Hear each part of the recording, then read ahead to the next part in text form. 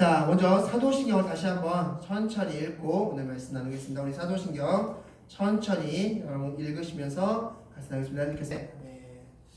자, 오늘은 사도신경의 10번째 시간입니다. 사도신경 10번째 시간으로서 전능하신 하나님 우편에 앉아 계시다가 라는 말씀을, 그 부분을 가지고 오늘 말씀 나누겠습니다.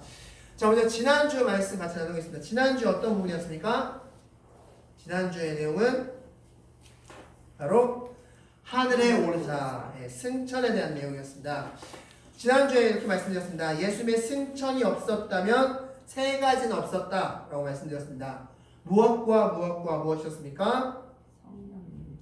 성령 임재와 심판주와 중보자가 없었다. 자, 이것을 이제 과거, 현재, 미래로 나눠보면 과거에 예수님께서 승천하셨기 때문에 무슨 일이 일어났습니까? 성령이 임재하셨습니다. 지금 이미 성령이 임재하신 상태죠. 현재로 생각해 본다면 예수님께서 승천하셨기 때문에 지금 현재 예수님은 지금 뭘 하고 계십니까? 중보하고 계시죠. 우리를 위해서. 지금 중보자로서 지금도 이 예배드리는 이 상황 가운데서도 우리를 위해서 중보자, 대제사장이 역할을 감당하고 계십니다. 자, 그럼 미래, 예수님이 승천하셨기 때문에 또한 어떤 일이 일어납니까? 후에 심판이 일어납니다. 그게 바로 예수님의 과거, 현재, 미래.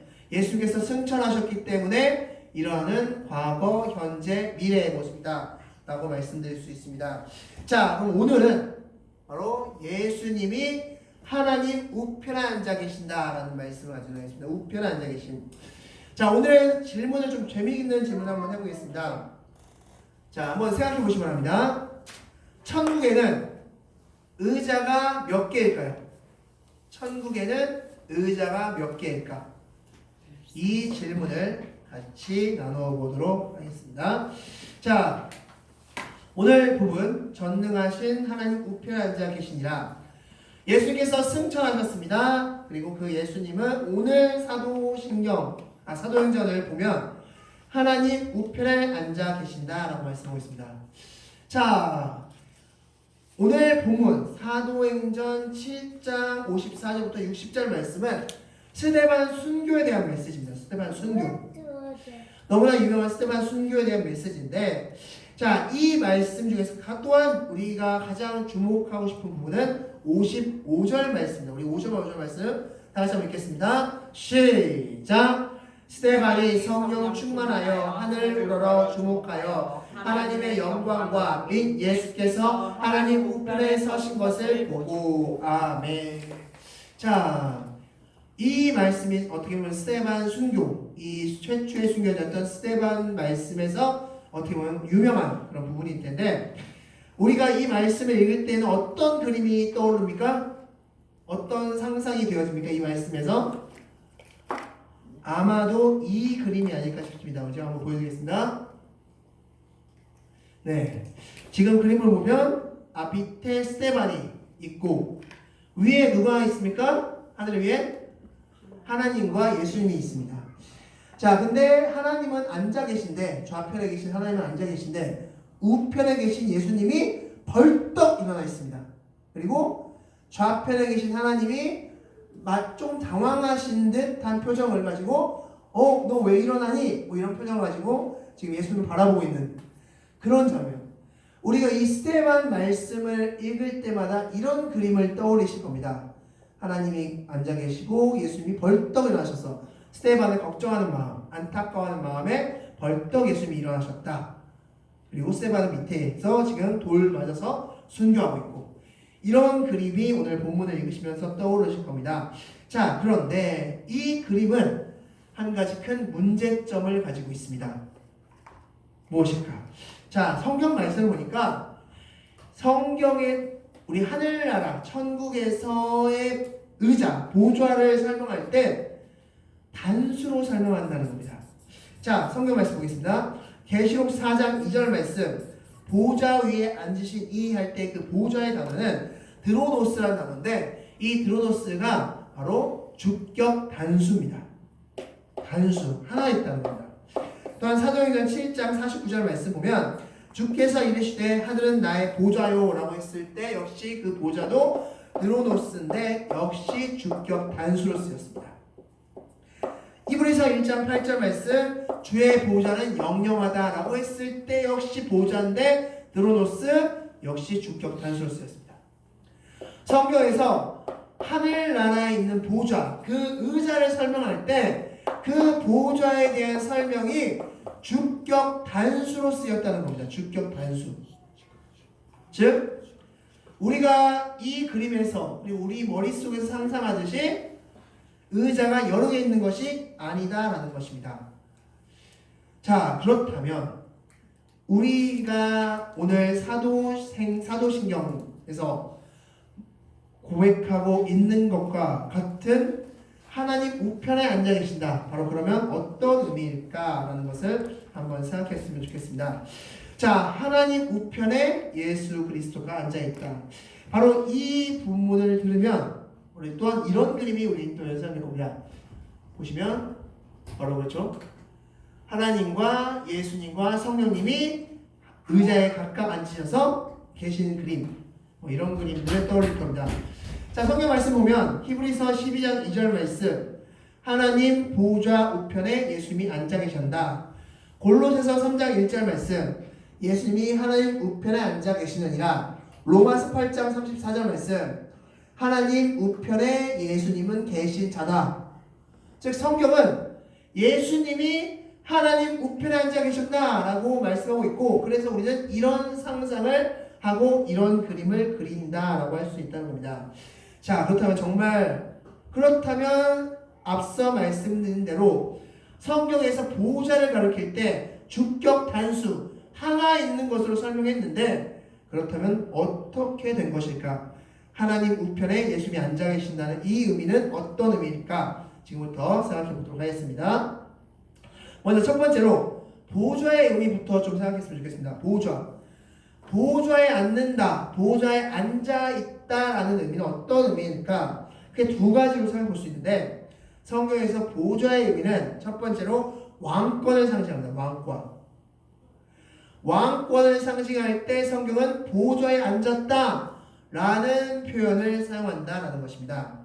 열왕기상 10장 18절 말씀 보면 왕이 또 상하로 큰 보좌를 만들고 라는 말씀이 나옵니다.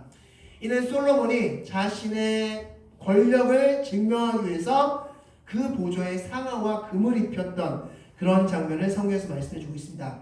즉 보좌는 내가 왕이다, 내가 왕적 권위를 가지고 있다는 것을 설명하는 도구로서 보좌라는 것이 사용되었다라고 볼 수 있습니다. 또한 성경에서 보좌의 의미는 재판, 심판의 의미로서 보좌가 사용됐다는 것입니다. 요한복음 19장 13절 말씀 보면 빌라도가 예수를 심판할 때 어디에 앉아 있었냐? 보좌에 앉았다라고 말씀하고 있습니다. 즉, 이 보좌는 심판, 재판을 하는 자가 앉는 곳이다라는 것을 성경은 말씀해 주고 있다는 겁니다. 즉, 예수님께서 보좌에 앉으셨다는 것은 예수님이 왕이자 이 세상의 왕이자 이 세상의 심판, 재판자라는 사실을 말씀해 주는 부분이다 라고 말씀할 수 있습니다. 자, 그렇다면 그렇게 보좌에 앉으셨는데 그 보좌에 앉으신 예수님이 어디에 앉으셨다? 하나님 우편에 앉으셨다라고 말씀했습니다. 자, 이 우편에 앉으셨다는 것은 또한 어떤 의미일까? 자, 열왕기상 2장 19절 말씀 보면 재미있는 말씀이 하나 나옵니다. 이 말씀 어떻게 말씀하냐? 바로 그가 그의 오른편에 앉은지라 라는 말씀인데, 이 말씀이 어떤 말씀이냐면, 자, 솔로몬 왕 때 이 말씀이 나옵니다. 자, 솔로몬 왕 그리고 그의 형 아도니아, 이 아도니아가 자신 스스로 왕이 되려고 했다가 그것이 실패하자 솔로몬의 어머니 밧세바를 찾아갑니다. 그리고 밧세바에게 무엇을 요구하느냐? 아비삭을 나에게 달라고 요구합니다. 아비삭을, 그 수넴 여인 아비삭, 이 아비삭은 솔로몬의 아버지인 다윗이 말년에 이불을 덮어도 따뜻하지 않는 그 시기 때 다윗을 보필했던 여인이 바로 아비삭이라는 여인인데 이 아비삭이라는 여인을 아도니아가 이 여인을 우리에게 주십시오, 나에게 주십시오 라고 요청하는 장면이 나옵니다. 그것을 이제 밧세바에게 찾아가서 요청했고 이 밧세바는 그 요청을 듣고 솔로몬을 찾아갑니다. 솔로몬을 찾아가서 그 솔로몬에게 이제 문안하죠. 솔로몬 왕이시여 잠시 드릴 말씀이 있습니다 라고 문안합니다. 솔로몬 왕이 묻습니다. 좋은 일로 오셨습니까? 라고 묻습니다. 그때 밧세바가 네 좋은 일로 왔습니다 라고 하니 솔로몬이 그렇다면 제 우편에 앉으십시오 라고 이야기합니다. 자, 이 밧세바를 우편에 앉혔다는 의미는 무엇일까? 왜 성경은 그냥 밧세바가 앉았다라는 식으로 표현하면 될 건데 굳이 우편에 앉았다는 것을 왜 강조했을까?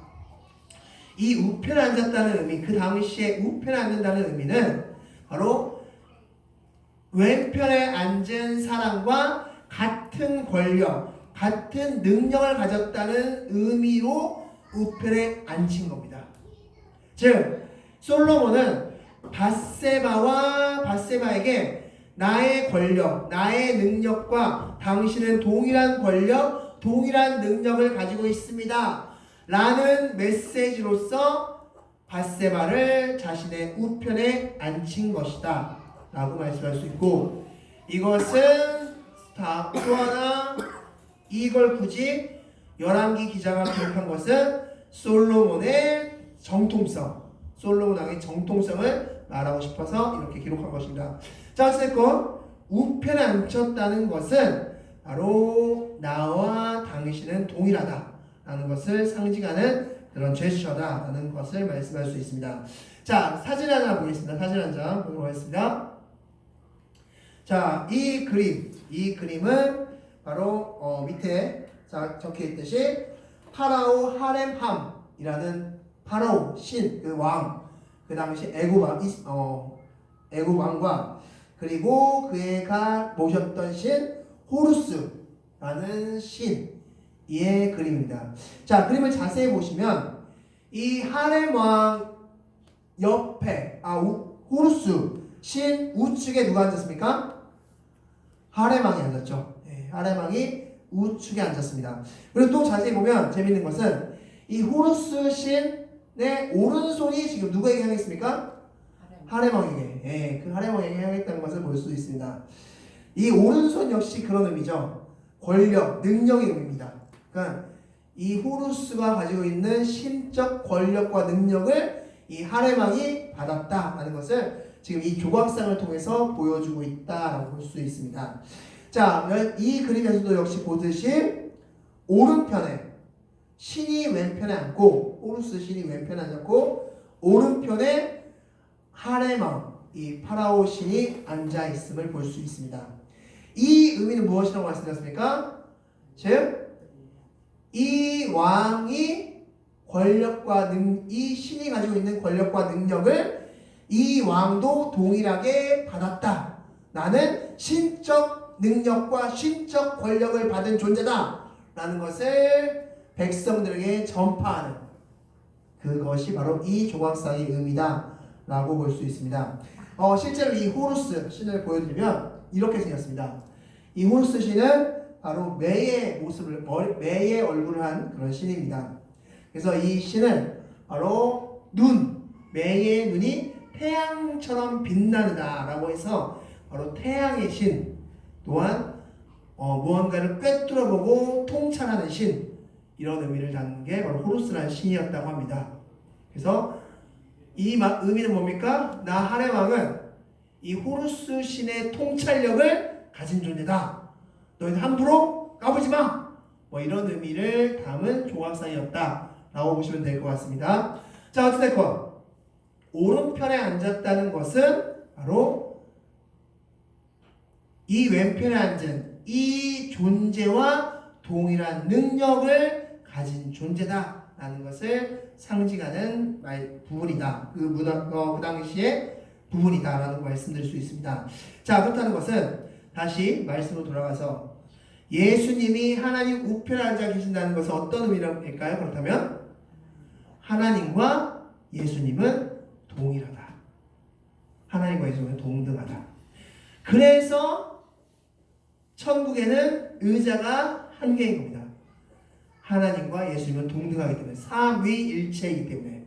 그래서 앞서 보였는 대로 의자가 세 개가 있는 것이 아니라 보좌 하나가 있고 거기에 삼위일체 각각 다른 위격을 가지신 삼위가 일체되셔서 앉아 계신다 라고 생각하시면 되겠습니다. 굉장히 어려운 개념이긴 하지만 어찌됐건 성경은 그렇게 말씀하고 있다라는 사실을 기억하시기 바라겠습니다. 그렇다면 이제 다시 오늘 본문으로 돌아가서 이 본문에서 또한 우리가 해결해야 될 한 가지 부분이 있다고 생각합니다. 바로 55절 말씀, 다시 한번 우리 본문 말씀 다시 한번 읽겠습니다. 55절 말씀 다 같이 읽겠습니다. 시작! 스데반이 성령 충만하여 하늘을 우러러 주목하여 하나님의 영광과 및 예수께서 하나님 우편에 서신 것을 보고. 아멘. 자, 질문 드리겠습니다. 예수님은 왜 일어나셨을까요? 예수님은 왜 일어나셨을까요?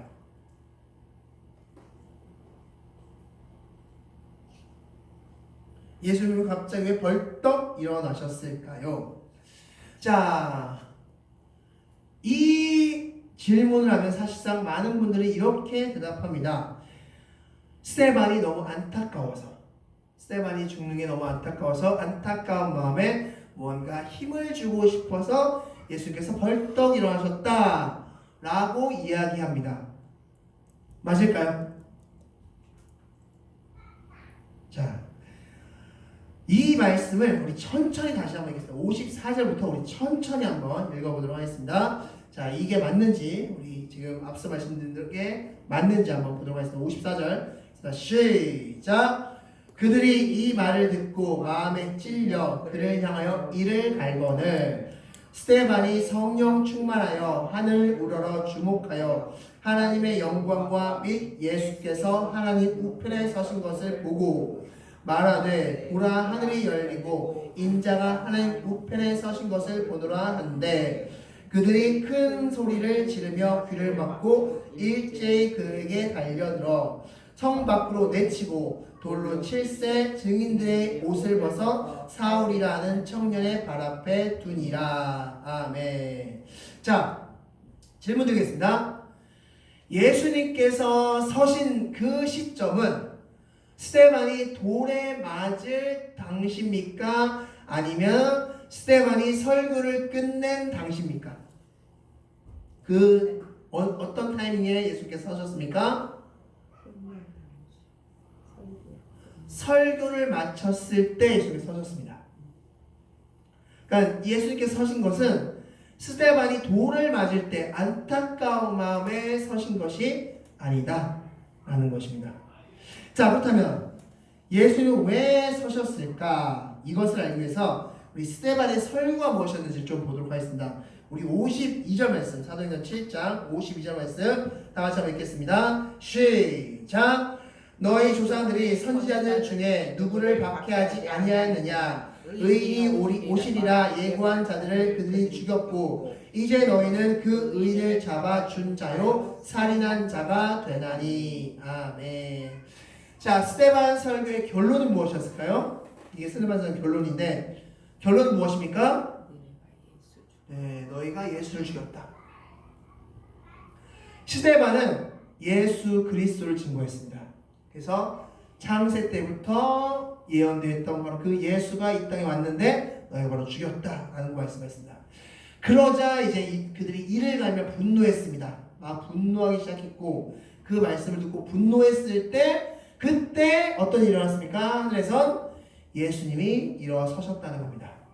그 말인즉슨 지금 예수님께서는 이렇게 말씀하시는 겁니다. 스데반, 내가 너의 설교를 잘 들었다. 그래, 맞다. 너가 증거한 그 예수가 곧 나다. 너는 정확하게 증거했다. 이것을 예수님은 벌떡 서심으로써 증명해 주신 거고 말씀해 주신 거고 인정해 주신 것이다 라고 할 수 있습니다. 자, 그것이 왜 그렇게 되느냐 라는 것은 56절 말씀 우리 다시 같이 읽어볼까요? 56절 시작! 말하되 보라 하늘이 열리고 인자가 하나님 우편에 서신 것을 보노라 하는데, 지금 스데반이 이렇게 외치고 있습니다. 하늘이 열렸습니다. 인자가 하나님 우편에 서셨습니다. 그런데 여기서 예수님을 뭐라고 가르칩니까? 인자. 성경에서 예수님을 인자로 가르치는 부분이 많을까요, 적을까요? 네. 우리가 사복음서를 많이 읽었기 때문에, 많이 접했기 때문에 인자라고 표현된 부분이 많을 거라 생각하지만, 사실 이 인자라고 성경에 기록된 부분이 많이 없습니다.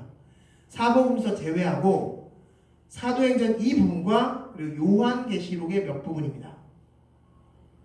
그런데 사도행전의 스데반이 예수님을 인자라고 묘사했습니다. 즉 인자는 무슨 뜻인가요? 그렇다면 바로 인간 되신 그 예수님, 아들 자체죠. 그러니까 인간의 아들, 그러니까 하나님의 인간 되셔서 오신 그 예수님이라는 겁니다. 인간의 몸을 입고 오신 예수님. 즉 지금 스데반은 하나님 예수 그리스도를 인자라고 설명하심으로써 내가 너에게 말한, 너희가 핍박하고 죽였던 그 예수님이 지금 저기에 있다라고 말씀하면서 예수님이 나의 설교를 인정하셨고 나의 고백을 인정하셨다는 것을 지금 스스로 밝히고 있다고 볼 수 있는 겁니다.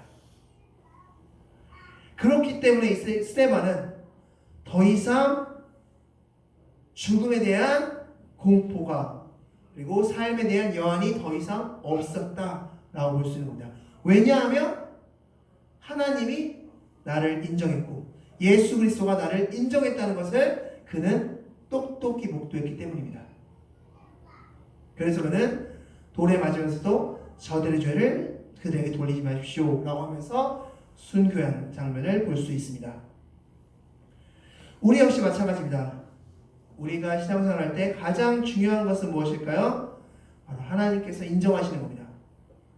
하나님께서 이 스데반이 설교했을 때, 그래 너가 설교해, 그게 맞아, 네가 증거한 그게 바로 나야, 너 정말 정확하게 맞게 설교했어 라고 예수님께서 벌떡 일어나시면서 표현해 주셨던 것처럼 우리가 신앙생활하고 삶을 살아갈 때 그게 맞아, 너 신앙생활 그게 맞아, 너 정확하게 했어 라고 하나님께서 인정하신다면 이 스데반이 하나님 전 더 이상 뭐 큰 거 바라지 않습니다, 더 이상 없습니다 라고 고백한 그 모습이 바로 우리의 모습이 되지 않을까 싶습니다. 아멘. 그래서 여러분들도 꿈꿔보시기를 스데반이 인정받았던 것처럼 주여. 우리도 신앙에서 있어서 삶에 있어서 인정받으시는 그런 여러분들이 되시기 바라겠습니다. 자, 마지막으로 또 하나의 질문을 드리겠습니다. 오늘 사도신경을 보면 전능하신 하나님 우편에 앉아 계신다라고 말씀하고 있습니다. 전능하신. 그냥 하나님 우편에 앉아 계신다라고 해도 될 것 같은데 왜 앞에 전능하신이 붙었을까요?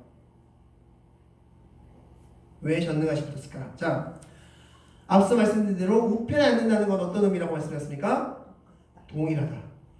우리가 하나님을 전능한 하나님으로 표현합니다. 그런데 사실상 예수님을 우리가 전능한 예수님이라고 표현하는 경우는 거의 없습니다. 그런데 이 사도신경에서 하나님도 전능하고 예수님도 전능하신 분이다라는 말씀을 주는 겁니다. 즉, 이 사도신경은 삼위일체 하나님을 증거하고 있다라고 보시면 되겠습니다. 우리는 예수님에 대해서 좀 오해하고 있는 부분이 무엇입니까? 예수님의 33년 공생애를 강조하다 보니까 예수님을 굉장히 초라하고 힘없는 존재로 느낄 때가 있습니다. 그런데 예수님은 어떤 분이십니까? 사실상 전능한 왕, 이 세상의 통치자입니다. 하나님이십니다. 그리고 나중에 심판주로 오시는 분이십니다. 그분이 바로 예수님이다라는 것을 지금 이 전능하신이라는 말씀을 통해서 보여주고 있습니다. 그렇기 때문에 우리는 이 삼위일체 하나님을 믿어야 될 점이 있습니다. 아멘. 하나님, 예수님, 성령님, 이 삼위일체. 사도신경에 바로 이 삼위일체 하나님을 말씀해주는 그런 고백서다라고 볼 수 있는데, 삼위일체 하나님 믿는다는 것은 우리의 구원이 어떻게 이루어졌다고 믿는 겁니까? 하나님께서는 계획하시고 예수님께서는 실행하시고 성령님께서는 적용시키셨다. 내 구원은 바로 이러한 과정을 통해서 구원이라는 것이 이루어졌다라는 것을 믿는 것이다 라는 것입니다. 이게 바로 삼위일체 하나님 믿는 자의 신앙의 모습이다라고 할 수 있습니다. 그러므로 구원을 하찮게 허투루 사용하지 않고 쉽게 사용하지 않는 것이 바로 삼위일체 하나님의 구원을 믿는 자, 삼위일체 하나님을 믿는 자의 모습이다 라고 기억하시기 바라겠습니다. 그러므로 내가 구원받은 것이 얼마나 큰 것인지를 다시 한번 기억하시는 여러분들이 되시기 바라겠습니다. 아멘. 말씀을 적용하겠습니다. 우리 말씀 하나 보겠습니다. 누가복음 22장 69절 말씀 우리 다 같이 한번 읽겠습니다. 시작. 그러나 이제부터는 인자가 하나님의 권능의 우편에 앉아 있으리라 하시나. 아멘. 예수님께서 우편에 앉아 계신다는 것은 어떤 의미다? 권능의 우편이다. 권능을 표현하고 있다는 겁니다. 예수님께서 우편에 앉아 계신다는 것은 예수님의 권능을 표현하는 단어이다 라고 볼 수 있는 겁니다. 예수께서 우편에 앉아 계셨다라고 했을 때 예수님은 왕이시고 심판주이시고 하나님과 동일한 분이시고 삼위일체 하나님이시다는 것을 표현해주고 있다는 것을 기억하시기 바라겠습니다. 그래서 우리가 신앙생활할 때 예수님 역시 하나님이시며 삼위일체 하나님으로서 우리를 삼위일체 하나님 모두가 역사함을 통해서 구원하셨다라는 것을 기억하시는 그런 여러분들이 되시기 바라겠습니다. 기도하시겠습니다. 다 같이 기도하시겠습니다.